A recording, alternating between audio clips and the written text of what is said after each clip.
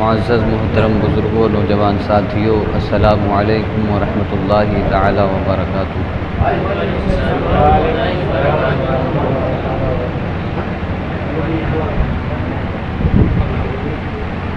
نحمده ونصلي ونسلم على رسوله الكريم اما بعد فاعوذ بالله من الشيطان الرجيم بسم الله الرحمن الرحيم قل لا اسألكم عليه اجرا الا المودة في القربى آمنت بالله صدق الله العظيم وبلغنا رسوله النبي الأمين الكريم الرؤوف الرحيم ونحن على ذلك لمن الشاهدين والشاكرين والحمد لله رب العالمين۔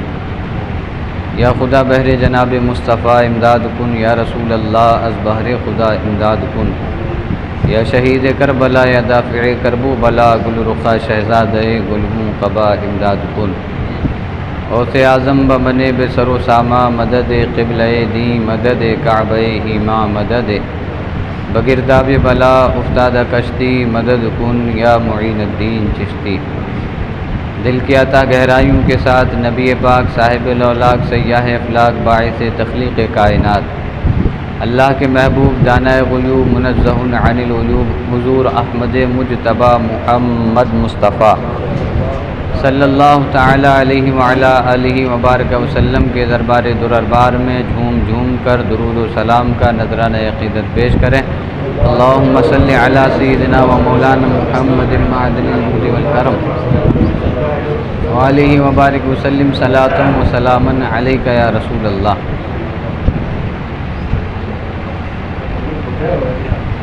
کیا بات رضا اس چمنستان کرم کی، زہرا ہے کلی جس میں حسین اور حسن پھول۔ برادران ملت، آج نبی محفل میں ہم اور آپ شرکت کرنے کی سعادت حاصل کر رہے ہیں۔ اللہ تبارک و تعالیٰ کا بے حد و بے شمار بار شکر و احسان ہے کہ رب تبارک و تعالیٰ نے اپنا اور اپنے محبوب اور محبوب کے محبوبوں کا ذکر کرنے کی سعادت ہمیں عطا فرمائی۔ سید الشہداء حضرت سیدنا امام حسین رضی اللہ تعالی عنہ مدینہ شریف میں سکونت پذیر تھے۔ ادھر حضرت امیر معاویہ رضی اللہ تعالی عنہ کہ جن کو امام حسین کے امام یعنی امام حسن نے حکومت 3 شرطوں پر سپرد کر دی تھی۔ پہلی شرط یہ رکھی تھی کہ اگر حضرت امیر معاویہ کا انتقال ہو جاتا ہے تو حکومت پھر امام حسن پر آ جائے گی۔ دوسری شرط یہ تھی کہ حضرت علی رضی اللہ تعالیٰ عنہ کے زمانے کے متعلق مدینہ، حجاز اور عراق والوں سے کوئی مواخذہ نہیں کیا جائے گا۔ تیسری شرط یہ تھی کہ جو حضرت امام حسن رضی اللہ تعالیٰ عنہ پر دیون ہیں، قرض ہیں، وہ حضرت امیر معاویہ رضی اللہ تعالیٰ عنہ ادا کریں گے۔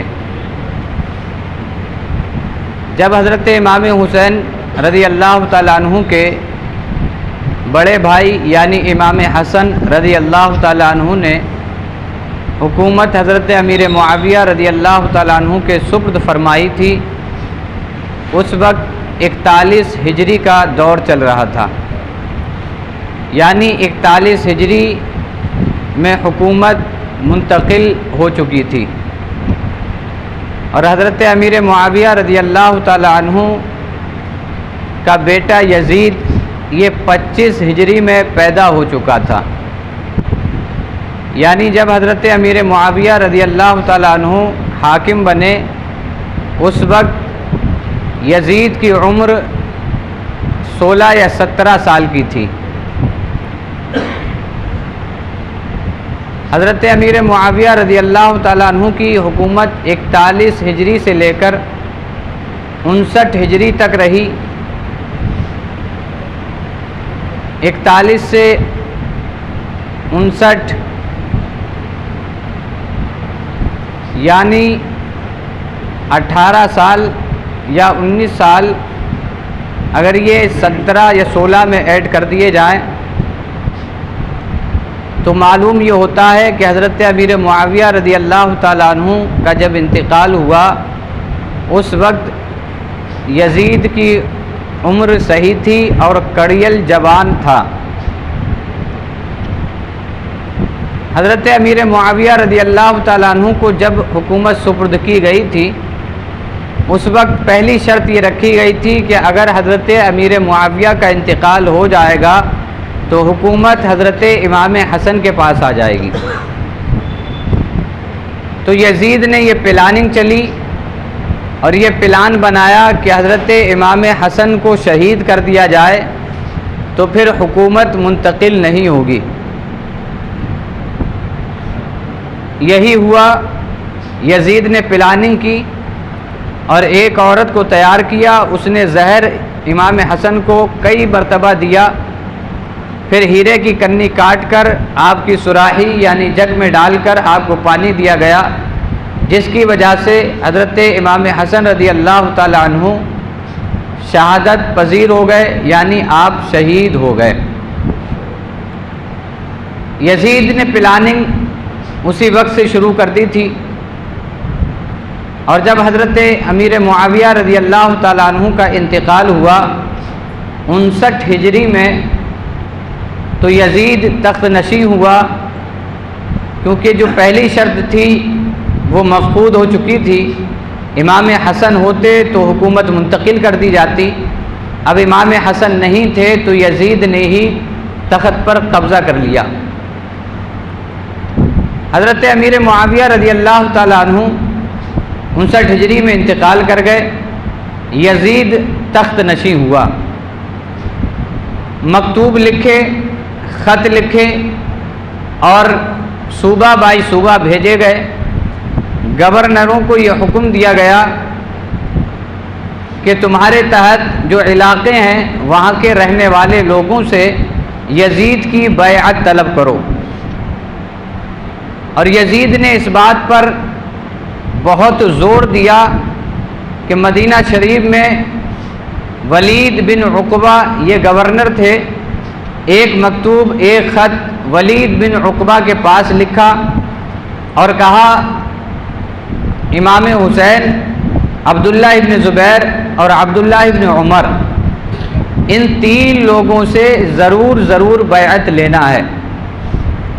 اور اس پر بھی زور یہ دیا گیا کہ سب سے زیادہ جلدی اس بات میں کرنا ہے کہ امام حسین یزید کی بیعت کر لیں۔ جب یہ مکتوب ولید بن عقبہ کے پاس پہنچا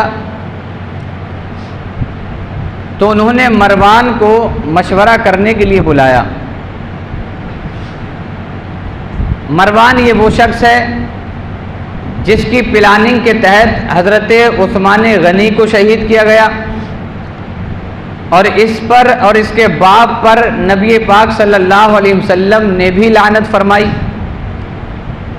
اور ایک روایت میں یہ آتا ہے کہ اس کے تعلق سے فرمایا گیا ہوول وزغ ابن وزغ، یعنی یہ گرگٹ ہے اور گرگٹ کا بیٹا ہے۔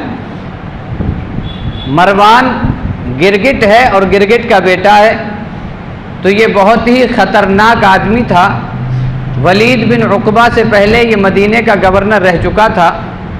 ولید بن عقبہ کو جب یزید کا خط ملا تو ولید نے مروان کو بلایا مشورہ کرنے کے لیے، اور مروان کو بلا کر کے اسے خبر دی کہ امیر معاویہ کا انتقال ہو چکا ہے، یزید تخت نشین ہو چکا ہے، اور اس نے یہ خط بھیجا ہے جس میں لکھا ہے کہ حسین سے، عبداللہ ابن زبیر سے اور عبداللہ ابن عمر سے، ان 3 لوگوں سے ضرور میری بیعت لو۔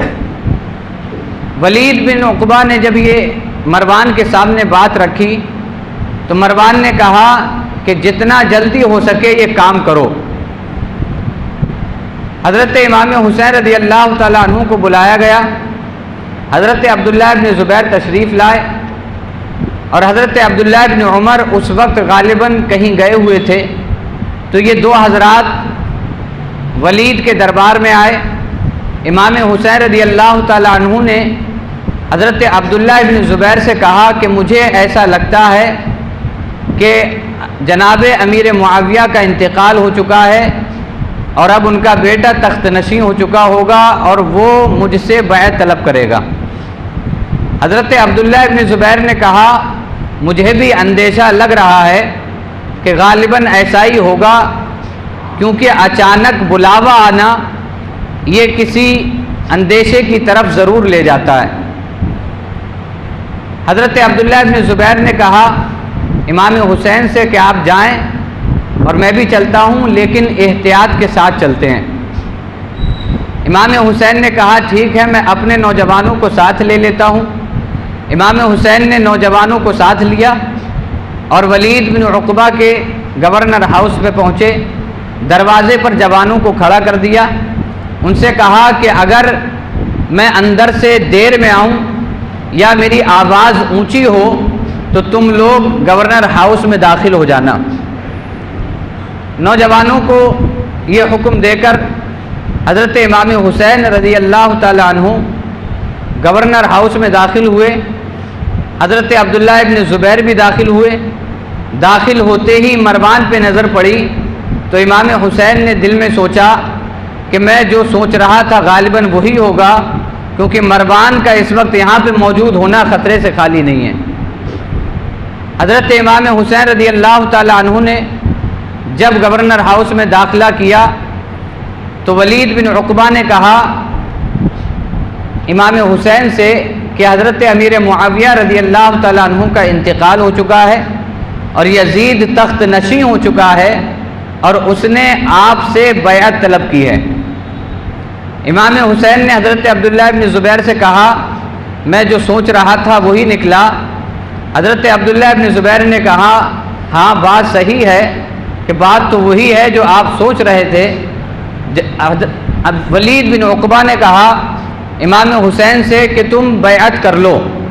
امام حسین رضی اللہ تعالیٰ عنہ نے جواب دیا کہ میں ایسے چھپ کر بیعت نہیں کر سکتا، کیونکہ میں کوئی چھوٹا موٹا آدمی نہیں ہوں، بلکہ میں وہ شخص ہوں کہ میرے پیچھے بہت سے لوگ ہیں، مجھ پہ آس لگائے ہوئے، مجھ سے امید لگائے ہوئے، مدینے کے بہت سے لوگ ہیں، تو میں چھپ کر کے بیعت نہیں کر سکتا۔ امام حسین نے کہا کہ تم ایسا کرو، باہر نکل کے لوگوں سے بیعت طلب کرو، پھر اسی وقت مجھ سے بیعت طلب کرنا، پھر جو ہوگا وہ دیکھا جائے گا۔ حضرت امام حسین رضی اللہ تعالیٰ عنہ نے یزید کی بیعت سے انکار کیا۔ انکار اس لیے کیا کہ یزید وہ ملعون و فاسق و فاجر شخص ہے کہ اس نے تخت نشین ہوتے ہی منہیات پر عمل کرنا شروع کر دیا، اوامر کو پس پشت ڈالنا شروع کر دیا، یعنی اوامر و نواہی پر بالعکس عمل کرنا شروع کر دیا۔ یزید نے جو حرام کام تھے وہ سب جاری کر دیے اور جو حلال تھے ان پر پابندی لگانا شروع کر دی۔ یزید نے تخت نشین ہوتے ہی اس کی حکومت میں ماں اور بیٹیوں سے بھی نکاح ہونے لگے، شراب عام ہونے لگی، زنا عام ہونے لگا۔ خود یزید شرابی تھا، فاسق و فاجر تھا، زانی تھا، بہت بڑا ملعون آدمی تھا۔ امام حسین رضی اللہ تعالیٰ عنہ نے سوچا آج میں نے اگر اس کی بیعت کر لی تو میرا بیعت کرنا اس کے گناہوں پر سند ہو جائے گا اور اس کے شریعت کے خلاف کام کرنے پر سند ہو جائے گا۔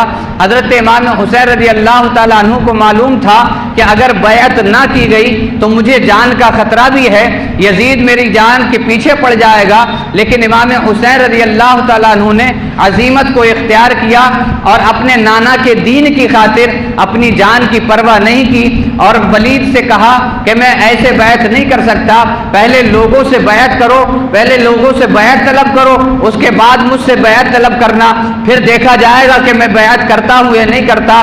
حضرت امام حسین رضی اللہ تعالیٰ عنہ اتنا کہہ کر کے گورنر ہاؤس سے نکلنے لگے تو مروان نے پیچھے سے کہا ولید میں نے کہا تھا کہ ان سے بیعت ضرور طلب کرو، اگر ان سے بیعت طلب نہیں کر سکتے تو انہیں قتل کر دو، کیونکہ اگر یہاں سے یہ نکل گئے تو پھر ان پر قبضہ پانا، ان پر قابو پانا بہت مشکل ہو جائے گا۔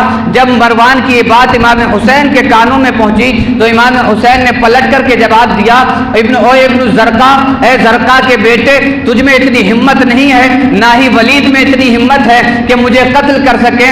یاد رکھ میں یزید کی بیعت نہیں کر سکتا، اگر مجھ سے بیعت کروانی ہے تو میدان میں نکل کے آ، لوگوں سے بیعت طلب کر، پھر مجھ سے بیعت طلب کرنا، پھر میں یزید کی بیعت طلب کرنے کے بارے میں سوچوں گا۔ ولید نے کہا، سنجیدہ مزاج آدمی تھا، کہا امام حسین سے ٹھیک ہے آپ تشریف لے جائیے، ہم مشورہ کر کے دیکھتے ہیں۔ جب امام حسین گورنر ہاؤس سے نکلے تو مروان کہنے لگا، ولید میں نے کہا تھا اگر یہ یہاں سے نکل گئے تو قابو پانا بڑا مشکل ہو جائے گا۔ ولید نے کہا ٹھہر جاؤ، ہم دیکھتے ہیں، ایک دو دن اور انتظار کرتے ہیں۔ امام حسین یزید کی بیعت کرنے پر راضی ہوتے ہیں تو ٹھیک ہے، ورنہ آگے جو کارروائی ہوگی، آگے جو حکم آئے گا اس کے مطابق عمل کیا جائے گا۔ ولید سے کہا مروان نے، میں اب بھی تم سے کہہ رہا ہوں کہ امام حسین کو قتل کر دو، عبداللہ ابن زبیر کو قتل کر دو، اگر یہ بیعت نہیں کرتے تو انہیں شہید کر دو۔ ولید نے کہا تم مجھ سے وہ کام کروانا چاہتے ہو جو کام کرنے کے بعد میدان محشر میں نبی پاک کو کیا منہ دکھاؤں گا؟ ولید نے جب اتنا کہا تو مروان نے بھی ہاں میں سر ہلا دیا۔ حضرت امام حسین گورنر ہاؤس سے باہر تشریف لے گئے۔ امام حسین نے اپنے چاہنے والوں سے مشورہ شروع کر دیا۔ شام کا وقت آیا، حضرت امام حسین رضی اللہ تعالیٰ عنہ کے پاس پھر سے پیغام پہنچا کہ یزید کی بیعت طلب کرتا ہے، تم یزید کی بیعت کر لو۔ امام حسین کے پاس جب شام کوئی پیغام پہنچا تو امام حسین نے جواب دیا کہ اب رات کا وقت ہو چکا ہے، ہم دن میں دیکھیں گے کیا کرنا ہے۔ حضرت امام حسین رضی اللہ تعالیٰ عنہ رات کے سناٹے میں امام حسین رضی اللہ تعالیٰ عنہ نے ارادہ کر لیا مدینہ چھوڑنے کا۔ امام حسین رضی اللہ تعالیٰ عنہ جان رہے تھے کہ اگر میں مدینے میں رہا تو مجھے یہاں قتل کر دیا جائے گا، اگر میں نے یزید کی بیعت نہ کی تو مجھے پریشان کیا جائے گا۔ حضرت امام حسین نے رات ہی میں ارادہ کر لیا کہ اب میں مدینہ چھوڑ دوں گا۔ حضرت امام حسین رضی اللہ تعالیٰ عنہ نے مدینہ چھوڑنے کی تیاریاں شروع کر دی۔ اونٹنیوں کو تیار کیا جانے لگا، کجاوے اس پر رکھے جانے لگے، مستورات پردے کا اہتمام کیا جانے لگا، مستورات کے لیے حجاب کی تیاری ہونے لگی، یعنی اہل بیت اب مدینہ چھوڑنے کی تیاری کرنے لگے ہیں۔ اب دل پہ ہاتھ رکھ کے سننا، وہ مدینہ چھوڑنے کی تیاری کی جا رہی ہے جس کے بارے میں نبی نے فرمایا کہ اللہ تبارک و تعالیٰ اپنے نبی کو اس جگہ دفن ہونے کی توفیق دیتا ہے جو شہر نبی کو سب سے زیادہ پسند ہوتا ہے۔ تو یہاں سے معلوم یہ ہوا کہ مدینہ شہر نبی پاک کو بہت زیادہ پسند ہے، اس لیے حضور وہاں دفن کیے گئے۔ امام حسین نے وہ مدینہ چھوڑنے کا ارادہ کر لیا۔ جس مدینے کی گلیوں میں امام حسین کھیلا کرتے تھے وہ مدینہ چھوڑنے کا ارادہ کر لیا۔ جس مدینے کی گلیوں میں نبی پاک اپنے کاندھوں پہ اٹھا کر کے امام حسین کو کھلایا کرتے تھے وہ مدینہ چھوڑنے کا ارادہ کر لیا۔ جس مدینے کی گلیوں میں امام حسین صبح و شام چلا کرتے تھے، اپنے ننھے ننھے پیروں سے دوڑا کرتے تھے، جس مدینے میں اپنے بھائی حسن سے کشتی کیا کرتے تھے وہ مدینہ چھوڑنے کا ارادہ کر لیا۔ جس مدینے کے در و دیوار ہمیشہ یاد آتے ہیں وہ مدینہ چھوڑنے کا ارادہ کر لیا کہ جس مدینے کو دیکھنے کے لیے ہر سنی یہی کہتا ہے دکھا دے یا الہی وہ مدینہ کیسی بستی ہے جہاں پر رات دن مولا تیری رحمت برستی ہے۔ ذرا میرے بھائیوں دل پہ ہاتھ رکھ کے سوچو، ہم اس مدینے کو دیکھنے کے لیے تڑپتے رہتے ہیں، راتوں دن اللہ سے دعا کرتے رہتے ہیں مولا ایک بار تو وہ مدینہ دکھا دے جہاں ہمارے نبی پاک کا روضہ مطہرہ ہے۔ لیکن حسین کو اتنا مجبور کر دیا گیا، میرے حسین پر اتنے ظلم و ستم ڈھائے جانے لگے کہ امام حسین نے مدینہ چھوڑنے کا ارادہ کر لیا۔ امام حسین رات کے سناٹے میں جب رات نے اپنی تاریکی کے دامن کو پھیلا دیا، مدینے کی گلیوں میں کسی کی آواز نہیں آ رہی تھی۔ شام کا رات کا پچھلا پہر تھا کہ سناٹا چھایا ہوا تھا، ہر گھر میں لوگ سو رہے تھے، کہیں سے تھوڑی سی بھی آواز کی بھنک نہیں لگ رہی تھی۔ لیکن اہل بیت کا قافلہ مدینہ چھوڑنے کی تیاری کر رہا ہے، اہل بیت کا قافلہ وہ مدینہ چھوڑنے کی تیاری کر رہا ہے جہاں نبی پاک کا مزار مقدس ہے۔ امام حسین نے وہ مدینہ چھوڑنے کی تیاری کر لی ہے جہاں ماں فاطمہ کا مزار ہے، جہاں بھائی حسن کا مزار ہے، جہاں بہت بڑے بڑے صحابہ کرام کا مزار ہے۔ امام حسین نے وہ مدینہ چھوڑنے کا ارادہ کر لیا، صرف اس لیے کہ اگر مدینے میں رہا تو مجھے قتل کر دیا جائے گا، مدینے میں خون ریزی کی جائے گی، مدینے کے لوگوں پر اتیاچار کیا جائے گا۔ امام حسین رات کے سناٹے میں اپنے قافلے والوں کو کہتے ہیں کہ تیاری شروع کر دو، ہم یہاں سے کوچ کرنے والے ہیں۔ امام حسین اپنے نانا جان کے مزار پہ پہنچتے ہیں، پہنچنے کے بعد آنسو برسانا شروع کرتے ہیں، عرض کرتے ہیں نانا جان آج تمہارے نواسے پر اتنے ظلم و ستم ہو رہے ہیں کہ مدینہ چھوڑنے کا ارادہ کر لیا ہے۔ نانا جان یہ وہ مدینہ ہے، یہ وہ مدینہ ہے جس کی گلیوں میں آپ نے مجھے کھلایا ہے۔ نانا جان یہ وہ مدینہ ہے جس کی گلیوں میں میں آپ کے ساتھ گھوما کرتا تھا، لیکن آج مجھ پہ اتنا ظلم و ستم ڈھایا جا رہا ہے، آج مجھ سے ایسے شخص کی بیعت لی جا رہی ہے کہ جو فاسق و فاجر ہے، جو شریعت کے خلاف کام کرتا ہے۔ نانا جان آج تمہارا نواسا مدینہ چھوڑنے کی بات کر رہا ہے۔ حضرت امام حسین رضی اللہ تعالیٰ عنہ نانا جان کے مزار پہ حاضر ہوئے،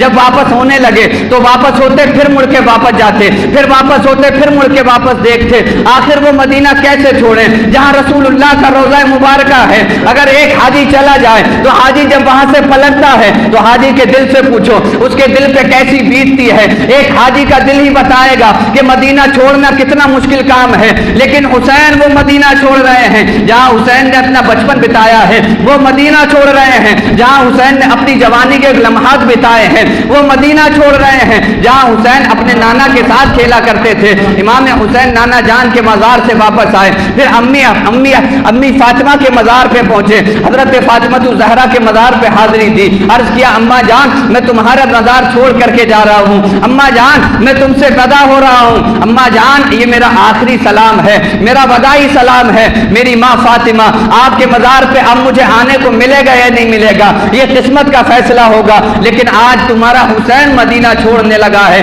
حضرت امام حسین رضی اللہ تعالیٰ عنہ جب اپنے بڑے بھائی حسن کے مزار پہ پہنچے، امام حسن رضی اللہ تعالیٰ عنہ کے مزار پہ پہنچ کر کے کہا بھائی حسن تمہارا یہ چھوٹا بھائی تمہارے ساتھ ہی مدینے کی گلیوں میں پھرا کرتا تھا، تمہارے ساتھ ہی مدینے میں کشتی کیا کرتا تھا، تمہارے ساتھ ہی مقابلہ جات ہوا کرتے تھے، لیکن بھائی حسن آج وہ وقت آ گیا کہ یہ مدینہ چھوڑنے کے لیے مجھے مجبور کیا جا رہا ہے، یہ مدینہ چھوڑنے کے لیے مجھے مجبور کیا جا رہا ہے۔ حضرت امام حسین رضی اللہ تعالیٰ عنہ جب اپنے قافلے والوں کے پاس آتے ہیں، رات کا پچھلا پہر ہے، مدینے کی گلیوں میں سناٹا چھائے ہوا ہے، حضرت امام حسین رضی اللہ تعالیٰ عنہ نے اس مدینے کو چھوڑنے کا ارادہ کر لیا ہے کہ جس مدینے کے دیدار کے لیے ہر سنی کا دل تڑپتا ہے۔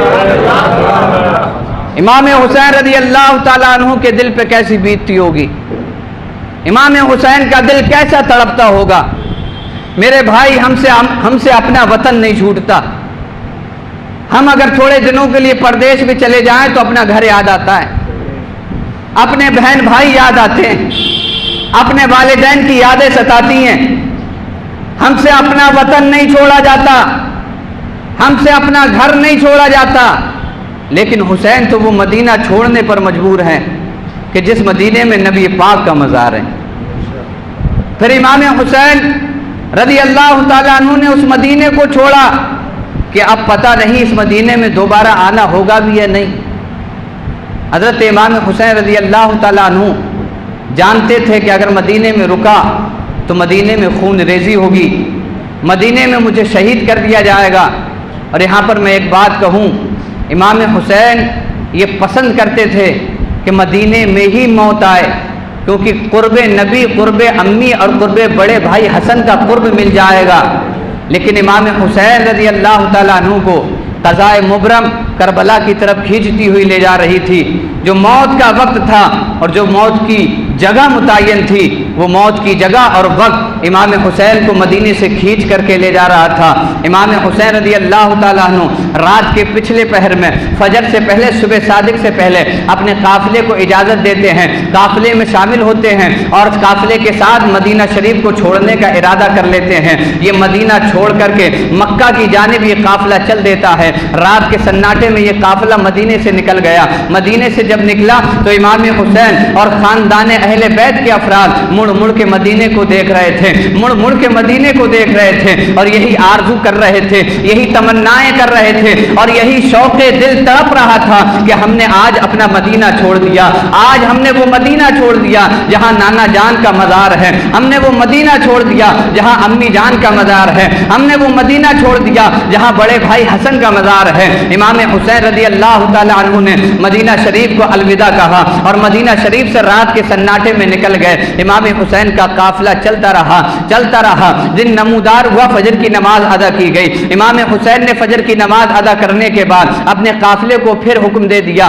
कि फिर चलना शुरू कर दो। काफिला फिर चलने लगा। चलते चलते एक वक्त ऐसा आया कि मक्का शरीफ की सरहदें नजर आने लगी, मक्का शरीफ नजर आने लगा। अब जैसे ही मक्का शरीफ में दाखिल हुए, मक्का की हुदूद में दाखिल हुए, तो मक्का वालों को जब खबर मिली तो मक्का में एक खुशी की लहर दौड़ गई, एक खुशी की लहर दौड़ गई। लोगों के दिल शौक़े ज़ियारत में मचलने लगे कि हमारे दरमियान नबी पाक के नवासे तशरीफ ला रहे हैं, हमारे दरमियान इमाम हुसैन तशरीफ ला रहे हैं। हज़रत इमाम हुसैन रज़ी अल्लाह ताला अन्हु मक्का शरीफ में पहुंच गए। वहां बड़े बड़े सहाबा किराम मौजूद थे। सब ने बढ़ चढ़कर इमाम हुसैन का इस्तकबाल किया और आने की वजह पूछी। अर्ज़ किया, इमाम आने की वजह क्या है? हम देख रहे हैं कि आप पूरे काफिले के साथ आए हैं और ये काफिले का अंदाज आने का बताता है कि आप मदीना छोड़ करके आ रहे हैं, तो आने की वजह क्या है? हज़रत इमाम हुसैन रज़ी अल्लाह ताला अन्हु ने मक्का शरीफ में लोगों को बताया कि आने की वजह यह है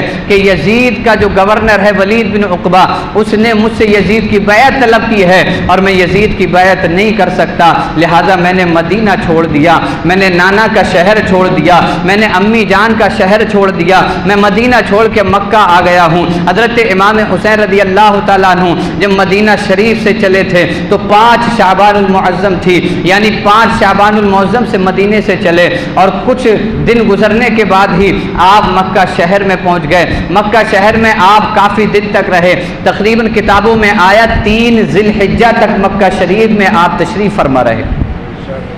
3 ज़िलहिज्जा यानी बकरा ईद की 3 तारीख तक आप मक्का शहर में रहे और इसी बीच कूफा की तरफ से लोगों ने खतूत पे खतूत, मकतूब पे मकतूब इमाम हुसैन के पास भेजे कि इमाम आप हमारे पास तशरीफ़ ले आएँ, हम आपकी बैत करने के लिए राज़ी हैं। 10 रमज़ानुल मुबारक तक इमाम हुसैन के पास कूफियों के तकरीबन 150 खतूत पहुँच चुके थे, 150 ख़त पहुँच गए थे।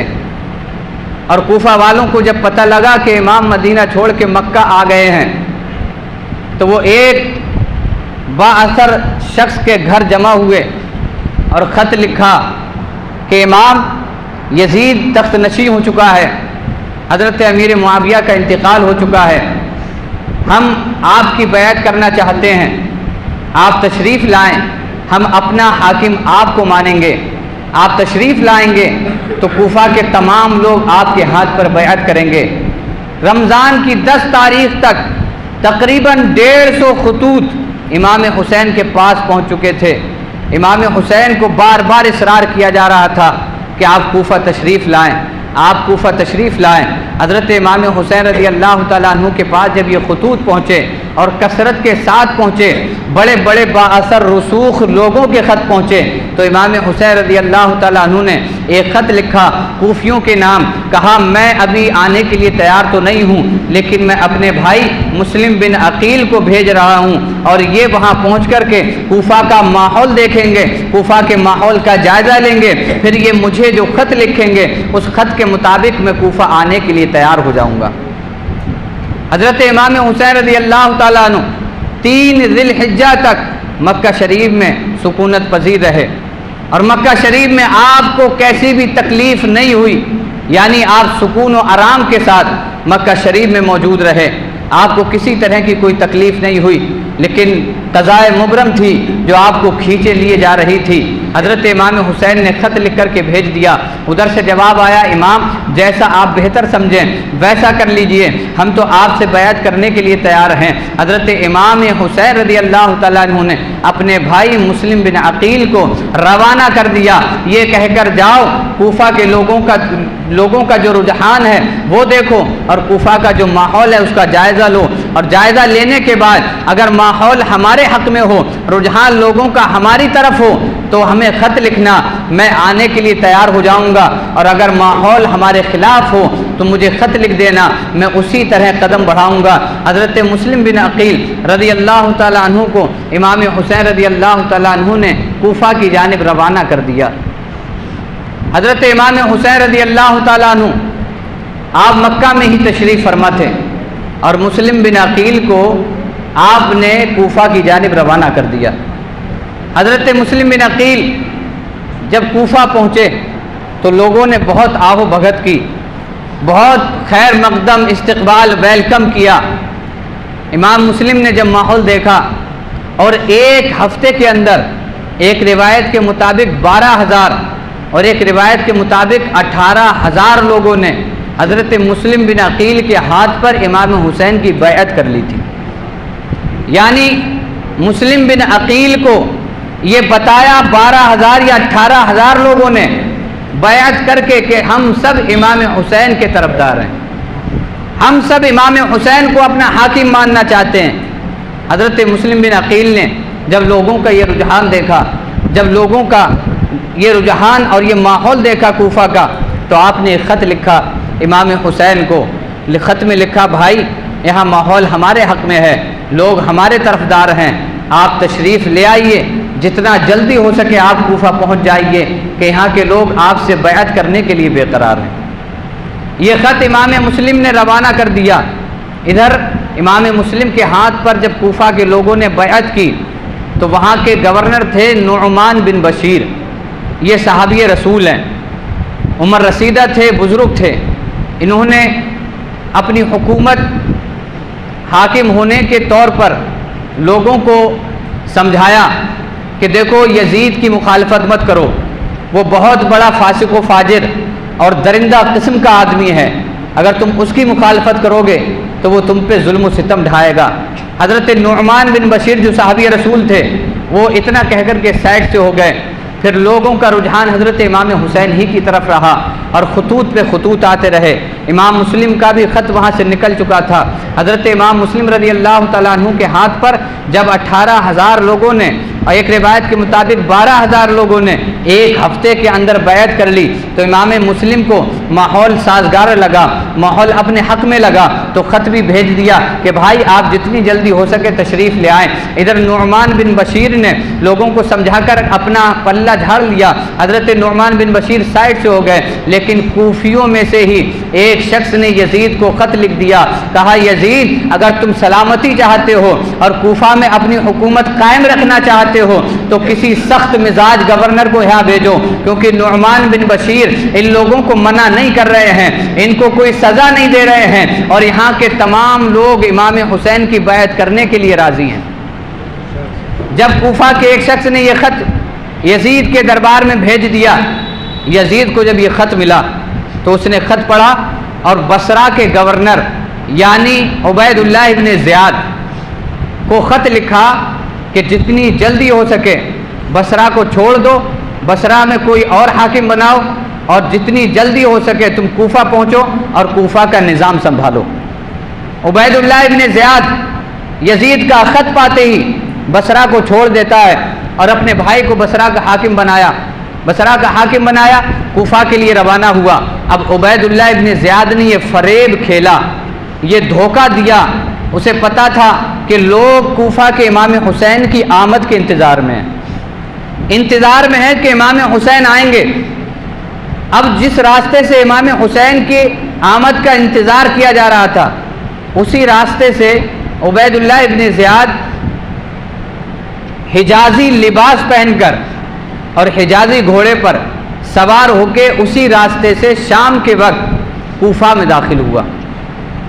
فریب یہ کھیلا, اب کوفہ کے لوگ تو امام حسین کے انتظار میں تھے ہی, کوفہ کے لوگ یہ سمجھے کہ امام حسین آ گئے، حجازی لباس ہے، حجازی گھوڑا ہے اور حجازی راستے سے آنے والا مسافر ہے، تو کوفہ کے لوگ یہ سمجھے کہ امام حسین تشریف لائے ہیں۔ جب لوگوں نے یہ دیکھا تو شور مچ گیا، امام حسین آ گئے، امام حسین آ گئے، امام حسین آ گئے۔ عبید اللہ ابن زیاد اپنے چہرے پہ نقاب ڈالا ہوا تھا، اسے پتا تھا ابھی ماحول ہمارے حق میں نہیں ہے، اگر میں نے اپنے آپ کو ظاہر کر دیا کہ میں عبید اللہ ابن زیاد ہوں تو لوگ کچھ بھی کر سکتے ہیں، کیونکہ لوگ ابھی تو امام حسین کی طرف ہیں۔ عبید اللہ ابن زیاد چہرے پہ نقاب ڈالے ہوئے اپنے خادموں کے ساتھ گورنر ہاؤس کی طرف رواں دوا تھا۔ گورنر ہاؤس میں پہنچنے کے بعد جب لوگوں کے سامنے سے نقاب ہٹایا، اپنے چہرے سے نقاب ہٹاتے ہی لوگوں نے دیکھا کہ عبید اللہ ابن زیاد ہے، تو لوگ وہاں سے دل برداشتہ کرتے ہوئے واپس لوٹنے لگے، کہا اس نے تو ہمیں دھوکہ دیا ہے۔ عبید اللہ ابن زیاد آ گیا، بصرہ کا حاکم کوفہ میں آ گیا۔ جب یہ شور برپا ہوا، اب اس نے گورنر ہاؤس میں پہنچتے ہی اپنی کرسی سنبھالی اور کرسی سنبھالتے ہی حکم دیا کہ کوفہ کے با اثر لوگوں کو گرفتار کر لیا جائے۔ کرسی پہ بیٹھتے ہی حکم نامہ جاری کیا کہ کوفہ میں جو با اثر لوگ ہیں، جو اثر و رسوخ والے لوگ ہیں، جن کی بات مانی جاتی ہے، ان سب کو قید کر لیا جائے۔ اب رات کے سناٹے میں عبید اللہ ابن زیاد کے قیدی چلے، ابن زیاد کے سپاہی چلے قید کرنے کے لیے، تو جو با اثر لوگ تھے ان سب کو قید کر لیا گیا اور قید کر کے جیل خانے میں ڈال دیا گیا، قید خانے میں ڈال دیا گیا۔ حضرت امام مسلم رضی اللہ تعالیٰ عنہ کو یہ خبر ملی کہ با اثر لوگوں کو قید کر لیا گیا ہے۔ حضرت امام مسلم رضی اللہ تعالیٰ عنہ گورنر ہاؤس کا احاطہ کرنے کے لیے، گورنر ہاؤس کو گھیرنے کے لیے آپ جہاں آرام فرما رہے تھے وہاں سے نکلے، اور آپ جب گورنر ہاؤس کا احاطہ اور گھیرنے کے لیے پہنچے تو اس وقت آپ کے ساتھ کوفیوں کی تعداد 40,000 تھی، یعنی 40,000 لوگ امام مسلم کے ساتھ تھے اس وقت۔ جب امام مسلم نے گورنر ہاؤس کا احاطہ کر لیا، گورنر ہاؤس کو گھیر لیا، اس وقت اگر امام مسلم چاہتے تو ابن زیاد کو کیفر کردار تک پہنچا دیتے، کیونکہ اس وقت ابن زیاد کے گورنر ہاؤس کے ارد گرد امام مسلم کے ساتھ 40,000 لوگ موجود تھے۔ لیکن امام مسلم نے ایسا نہیں کیا، پہلے چاہا کہ بات کرنے سے مسئلہ حل ہو جائے، بات کرنے سے مسئلہ سلجھ جائے، بات کرنے سے کوئی حل نکل آئے، لیکن ابن زیاد کو بات کرنا ہی نہ تھی۔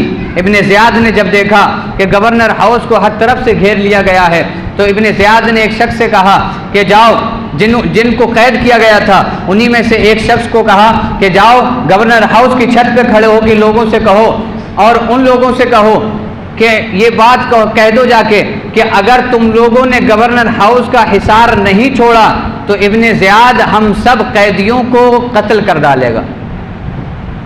اب ہر خاندان سے ایک با اثر شخص کو اٹھا کر کے قید میں ڈال دیا گیا، پھر انہی سے گورنر ہاؤس کی چھت پہ چڑھوا کر کے اعلان کروایا کہ اعلان کرو کہ اگر تمہارے گھر والے، تمہارے بھائی، تمہارے چچا، تمہارے بھتیجے گورنر ہاؤس کے حصار سے نہیں گئے، گورنر ہاؤس کو نہیں چھوڑا تو تمہیں قتل کر دیا جائے گا۔ جو قید کیے ہوئے تھے ان کی تو جان پہ بنی ہوئی تھی، گورنر ہاؤس کے چھت پہ چڑھے، لوگوں سے کہا، اپنے گھر والوں سے کہہ دیا کہ تم لوگ واپس چلے جاؤ ورنہ ابن زیاد ہمیں قتل کر دے گا۔ لوگوں نے اتنا سنا تو لوگ اپنے قدم پیچھے ہٹانے لگے، پیچھے کرنے لگے، لوگ وہاں سے جانے لگے۔ 40,000 کی تعداد کم نہیں ہوتی ہے، لیکن تھوڑی ہی دیر میں ذرا سے لوگ رہ گئے۔ امام مسلم کے ساتھ تقریباً 8,000 لوگ رہ گئے، تقریباً 8,000 لوگ رہ گئے۔ جب لوگوں نے جانا شروع کیا تو امام مسلم رضی اللہ تعالیٰ عنہ نے دیکھا کہ اب لوگ تو میرا ساتھ چھوڑ رہے ہیں۔ امام مسلم رضی اللہ تعالیٰ عنہ مغرب کی نماز پڑھنے کے لیے کوفہ کی جامع مسجد پہنچے۔ جب آپ نماز پڑھنے کے لیے نیت باندھتے ہیں تو آپ کے ساتھ 500 لوگ تھے، اور جب آپ سلام پھیرتے ہیں تو کوفہ کا کوئی بھی شخص آپ کے ساتھ نہیں تھا۔ یہ کوفی تھے جو بہت بڑے بے وفا ہوتے تھے اور بے وفائی میں مشہور تھے، کیونکہ انہوں نے حضرت علی کے ساتھ بھی بے وفائی کی، امام حسن کے ساتھ بھی بے وفائی کی، اور اب امام مسلم کے ساتھ بھی بے وفائی کر دی۔ امام مسلم نے جب سلام پھیرا مغرب کی نماز کا تو جو 500 لوگ ساتھ میں تھے ان میں سے بھی اب کوئی پیچھے نہیں دکھائی دے رہا تھا۔ امام مسلم رضی اللہ تعالی عنہ نے اپنے آپ کو سنبھالا اور پھر دیکھا کہ اب میں کہاں پناہ لوں، کہیں پناہ بھی چاہیے تھی، کیونکہ اگر امام مسلم کہیں پناہ نہ لیتے تو ابن زیاد پکڑ کر کے قتل کرا دیتا۔ حضرت امام مسلم رضی اللہ تعالی عنہ ایک قاضی شرح کے مکان پر ٹھہرے ہوئے تھے، وہاں آپ ٹھہرے تھے تو قاضی شرح نے بھی اپنا دامن جھاڑ لیا، کہا امام مسلم اب میں آپ کا پکش نہیں کر سکتا کیونکہ آپ کا ساتھ سب نے چھوڑ دیا ہے، تو میں تنہا آپ کے ساتھ نہیں رہ سکتا۔ حضرت امام مسلم اس کے گھر سے بھی نکل آئے، رات کا سناٹا تھا، کوفہ کی گلیوں میں گھوم رہے تھے، ہر گھر کا دروازہ امام مسلم کے لیے بند تھا۔ وہ کوفی جنہوں نے امام مسلم کو خط لکھ کر بلایا تھا، جنہوں نے اس لیے بلایا تھا کہ تم امام مسلم کو بھیج دو، ہم امام مسلم کے ہاتھ پہ امام حسین کی بیعت کر لیں گے، کوفیوں نے امام حسین کو 150 سے زائد خط لکھ کر بلایا تھا۔ امام مسلم کو بلانے والے اب ایسے بے وفا بن گئے تھے کہ امام مسلم کے لیے ہر گھر کا دروازہ بند تھا، ہر گھر کے دروازے پہ کنڈی لگی ہوئی تھی، ہر گھر کا دروازہ امام مسلم کے نام سے بند تھا۔ حضرت امام مسلم کو کوئی پناہ دینے والا نہیں تھا، حضرت امام مسلم تنہا تھے۔ امام مسلم رضی اللہ تعالی عنہ نے جب کوفہ کی گلیوں میں سناٹے کی حالت میں رات کی تاریکی میں گھوم رہے تھے کہ کوئی گھر والا ملے جس سے میں پناہ مانگوں، امام مسلم گھومتے رہے، گھومتے پیاس کی شدت نے ستایا، پیاس نے ستانا شروع کیا۔ امام مسلم رضی اللہ تعالیٰ عنہ کی نظر ایک بوڑھی عورت پر پڑی جس کا نام تاریخ میں توعا بتایا جاتا ہے۔ اس بوڑھی عورت پر جب نظر پڑی تو اس کے پاس گئے امام مسلم، کہا اے بوڑھی ماں مجھے ایک گلاس پانی ہی پلا دو۔ حضرت امام مسلم رضی اللہ تعالیٰ عنہ نے جب اتنا کہا تو اس بوڑھی عورت نے کہا تمہاری آواز جانی پہچانی لگتی ہے، تمہاری آواز سے میں واقف لگتی ہوں۔ حضرت امام مسلم نے کہا میری آواز تمہیں جانی پہچانی اس لیے لگتی ہوگی کیونکہ میں اہل بیت سے تعلق رکھتا ہوں، میں امام مسلم، میں مسلم بن عقیل ہوں، امام حسین کا بھائی ہوں۔ توعا نامی عورت اہل بیت سے محبت کرتی تھی، اس نے کہا تم ہی امام مسلم ہو؟ کہا ہاں میں ہی امام مسلم ہوں۔ اس توعا نامی عورت نے کہا آؤ میرے گھر کے اندر داخل ہو جاؤ، میرے گھر میں آ جاؤ، میں تمہیں چھپا دیتی ہوں۔ تمہاری تلاش میں سپاہی ہر گھر کا چھان بین کر رہے ہیں، ہر گھر میں جا کر کے تلاش و جستجو کر رہے ہیں، تم میرے ساتھ آ جاؤ، میں تمہیں چھپا دیتی ہوں۔ حضرت امام مسلم توعا نامی عورت کے ساتھ گھر میں داخل ہوئے، ایک کمرے میں داخل ہوئے، وہیں امام مسلم کو پانی پیش کیا گیا۔ اب اس توعا نامی عورت کا ایک بیٹا تھا جس کا نام غالباً محمد بن اشعث تھا، وہ محمد بن اشعث اس کا بیٹا، توعا نامی عورت کا بیٹا محمد بن اشعث کا دوست تھا۔ حضرت امام مسلم رضی اللہ تعالیٰ عنہ جس مکان میں تشریف فرما تھے، توعا نامی عورت بار بار اس مکان میں جاتی تھی، خیریت پوچھتی تھی، پانی پیش کرتی تھی، کھانا تناول کرنے کے لیے پوچھا کرتی تھی۔ جب شام کے وقت ادھر ابن زیاد نے حکم جاری کر دیا تھا کہ امام مسلم کو جو ڈھونڈ کے لائے گا اسے بہت بڑے انعام سے نوازا جائے گا، حضرت امام مسلم رضی اللہ تعالیٰ عنہ توعا نامی عورت کے مکان پر تشریف فرما تھے۔ اب توعا کا بیٹا شام کو آتا ہے، جب توعا کا بیٹا شام کو گھر پہنچتا ہے تو کھانا مانگتا ہے، ماں کھانا پیش کرتی ہے۔ اس کا بیٹا بار بار دیکھتا ہے کہ میری ماں فلاں کمرے کی طرف بار بار جاتی ہے، آخر اس کمرے کے اندر کیا ہے، میری ماں اس طرف کیوں جاتی ہے؟ اپنی ماں سے پوچھتا ہے ماں آخر اس کمرے میں کیا ہے، تم بار بار اس کمرے میں کیوں جا رہی ہو؟ توعا نامی عورت اب امام مسلم کو جس کمرے میں چھپائی ہوئی تھی تو اس نے اس بات کو اپنے بیٹے سے چھپانے کی کوشش کی، اپنے بیٹے سے چھپانا چاہا لیکن وہ چھپا نہ سکی۔ اس کا بیٹا اٹھا جب کمرے میں پہنچا، کمرے میں جا کر کے دیکھا کہ امام مسلم تشریف فرما ہے، امام مسلم پر نظر پڑی تو فوراً ہی محمد بن اشعث کو خبر کر دی جو ابن زیاد کا سپاہی تھا، سپاہیوں کا سالار تھا، اسے خبر کر دی، کہا امام مسلم میرے گھر تشریف فرما ہے۔ امام مسلم رضی اللہ تعالیٰ عنہ کمرے میں ہی ہیں، اس نے چپے سے کیوار کی جھاڑیوں میں سے دیکھا کہ امام مسلم ہے، فوراً محمد بن اشعث کو خبر کر دی۔ ادھر محمد بن اشعث بہت بڑا لشکر لے کر کے اس توعا نامی بوڑھی عورت کے گھر پر پہنچ جاتا ہے۔ جب امام مسلم گھوڑوں کی ٹاپوں کی آواز سنتے ہیں اور آہو بھوگا کی آواز سنتے ہیں، شور و غوغا سنتے ہیں تو امام مسلم سمجھ جاتے ہیں کہ اب مجھے باہر نکلنا چاہیے، اب میری تلاش کرتے کرتے یہ لوگ مجھ تک پہنچ چکے ہیں۔ حضرت امام مسلم رضی اللہ تعالیٰ عنہ کمرے سے باہر نکلتے ہیں تو کیا دیکھتے ہیں؟ بہت سے سپاہی ایک لشکر जर्रार, एक बहुत सा बड़ा लश्कर मोहम्मद बिन अशअस की सरकर्दगी में इमाम मुस्लिम रज़ी अल्लाह तआला अन्हु के ताक़ुब में पहुंच चुका है। इमाम मुस्लिम रज़ी अल्लाह तआला अन्हु ने उनसे लड़ाई करना शुरू कर दी। इमाम मुस्लिम ने अपनी तलवार को खींच लिया और उन तमाम लश्कर वालों से तने तनहा लड़ने लगे थे। आखिर ये भी तो शेर खुदा के भतीजे थे, ये भी तो शेर खुदा के खानदान से ताल्लुक रखते थे। ऐसे ही तलवार डालने का नाम अहले बैत नहीं है, बल्कि अहले बैत उन शख्सियतों को कहा जाता है कि जो जान पे अगर बन जाए तो जान जाने से पहले कईयों की जान ले लेते हैं।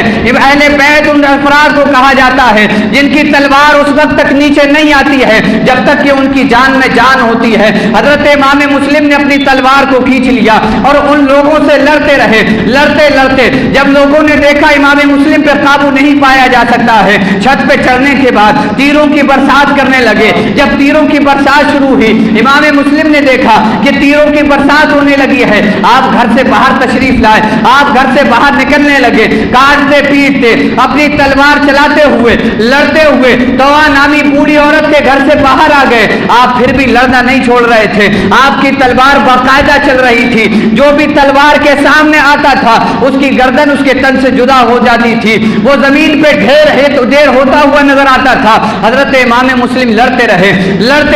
आप इतना लड़े, जब मोहम्मद बिन अशअस ने देखा कि ये तो काबू में आने वाला शख्स नहीं है, आखिर वो काबू में कैसे आता, वो भी तो शेर खुदा के खानदान से ताल्लुक रखने वाला शख्स था।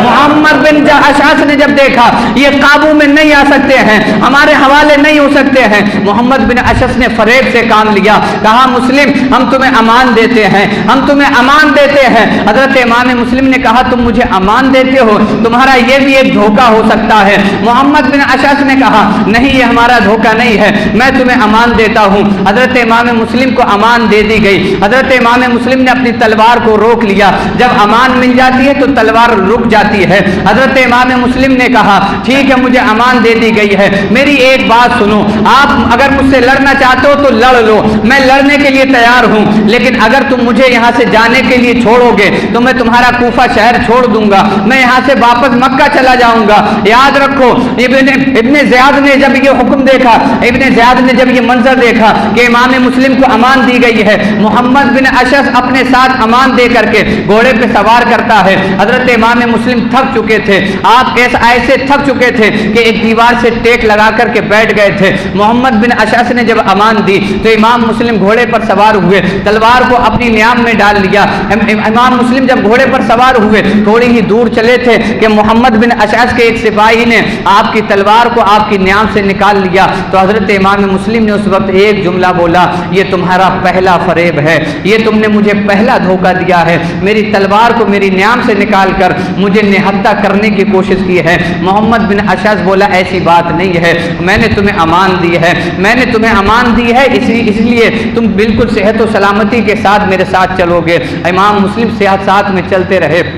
इमाम मुस्लिम काफले के साथ चल रहे थे। जब गवर्नर हाउस के पास पहुंचे, गवर्नर हाउस के पास पहुंचते ही गेट को खोल दिया गया। इमाम मुस्लिम मोहम्मद बिन अशअस के साथ दाखिल हुए। इब्ने ज़ियाद की जब नज़र पड़ी तो इब्ने ज़ियाद ने कहा मोहम्मद बिन अशअस से कि तुमने अभी तक इन्हें कत्ल नहीं किया है। मोहम्मद बिन अशअस बोला मैंने इन्हें अमान दी है, मैंने इन्हें अमान दे दी है। इब्ने ज़ियाद बोला तू अमान देने वाला कौन होता है, मैंने कत्ल करने के लिए कहा था, तू अमान दे करके लाया है। मोहम्मद बिन अशअस को इब्ने ज़ियाद के हुक्म पर वहीं पर कत्ल कर दिया गया। हजरत इमाम मुस्लिम रज़ी अल्लाह तआला अन्हु अपने आंसू बहा रहे थे, आपके आंसू आपकी आंखों से निकलकर रुखसार पर टपक रहे थे। इब्ने ज़ियाद बोला, इब्ने ज़ियाद ने कहा इमाम मुस्लिम बस इतना सा दिल लेके चलते हो, तुम्हारी आंखों से आंसू निकलने लगे हैं। इमाम मुस्लिम ने कहा मैं इसलिए नहीं रो रहा हूं कि मुझे कत्ल कर दिया जाएगा, मुझे इसलिए एहसास है, मेरे आंसू इसलिए निकल रहे हैं कि मैंने तुम्हारी वफा देख करके इमाम हुसैन को खत लिख दिया है। आज इमाम हुसैन मक्का से रवाना होने वाले होंगे।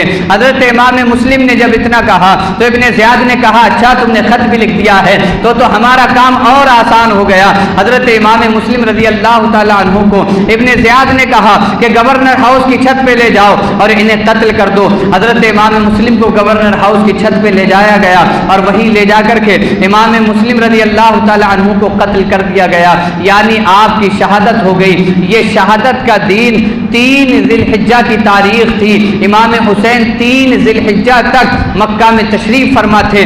جس دن امام مسلم کا قتل ہوا، جس دن امام مسلم کو شہید کیا گیا، اسی دن امام حسین مکہ سے کوفہ کی طرف روانہ ہوئے تھے۔ اسی دن امام حسین نے اپنے قافلے کو تیار کیا تھا کوفہ کی طرف آنے کے لیے۔ امام مسلم رضی اللہ تعالیٰ عنہ کے ساتھ غداری کی گئی، امام مسلم رضی اللہ تعالیٰ عنہ کے ساتھ بے وفائی کی گئی۔ کوفہ والے جو وفا کے بڑے بڑے بول بولا کرتے تھے، جنہوں نے خط بھر بھر کے بھیجے تھے، وہی کوفہ والے بے وفائی کر گئے۔ امام مسلم کو شہید کر دیا گیا۔ 3 ذی الحجہ کی تاریخ میں امام مسلم شہید ہوئے۔